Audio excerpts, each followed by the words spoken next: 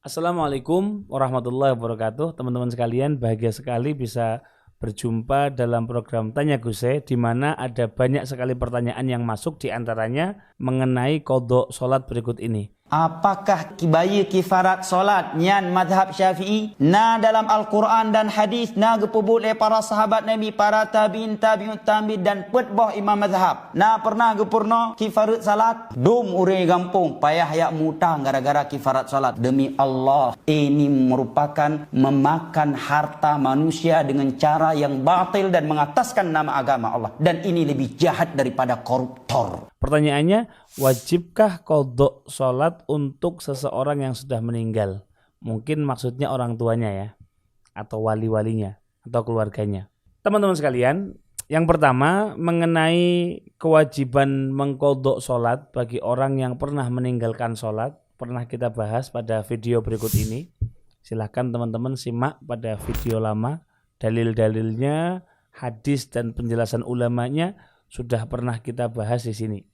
Nah, pertanyaannya, kalau orang tersebut sudah meninggal, apakah keluarga atau orang tua atau si kerabat gitu ya, wajib untuk ikut mengqadha'inya? Dalam sebuah kitab yang berjudul I'anatut Talibin ala Halli Al-Fadhi Fathil Mu'in di juz 1, kalau di nushah yang saya miliki, di halaman 49. Dikatakan di sana faidatun, ada sebuah faidah, man mata wa alaihi salatun fala qadha'a wala fidyata. Barang siapa meninggal dunia dan dia memiliki utang salat yang belum diqadha'i, maka fala qadha'a wala fidyata. Menurut jumhur, ini pendapat yang paling kuat, tidak bisa diqadha'i dan tidak bisa diganti dengan fidyah. Kenapa teman-teman? Karena sholat ini merupakan ibadah badaniyah mahdhah. Ibadah yang pure, merupakan ibadah badan. Maka tidak bisa diwakilkan, tidak bisa diqadha'i oleh orang lain. Begitu juga tidak bisa diganti dengan fidyah. Ini menurut pendapat jumhurul ulama. Tetapi musannif mengatakan wa fi qaulin, dalam penjelasan ulama yang lain, beliau mengatakan kajam'i mujtahidina, seperti kumpulan orang-orang yang bermujtahid, beristihad yakni. Apa kata beliau? Annaha tuqdha anhu, bisa diqadha'i untuk si mayit tersebut. Li khabaril Bukhari wa ghairihi, karena ada khabar dari Al-Imamul Bukhari dan selain Imam Bukhari. Wa min samma, dari pendapat tersebut, ikhtarahu jam'un min a'immatina. Beberapa ulama kita mengamalkan atau memilih pendapat tersebut. Wa fa'ala bihi as-Subkiyu. Al-Imam as-Subki mengamalkan pendapat ini an ba'di aqaribihi. Ketika beliau punya keluarga, kemudian keluarganya Imam Subki ini meninggal dunia, masih punya utang salat, maka Al-Imam Subki mengqadha'i kerabatnya yang punya qadha salat tersebut.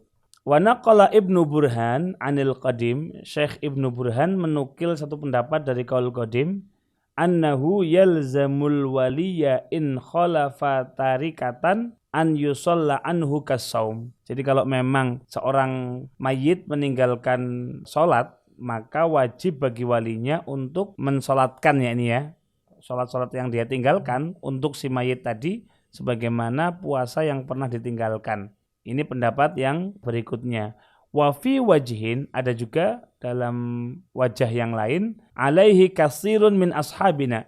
Ini diikuti juga oleh beberapa ashab Syafi'i, annahu yut'imu an kulli salatin muddan. Jadi satu kali salat itu diganti dengan satu mud kalau memang sudah terlanjur meninggal dunia.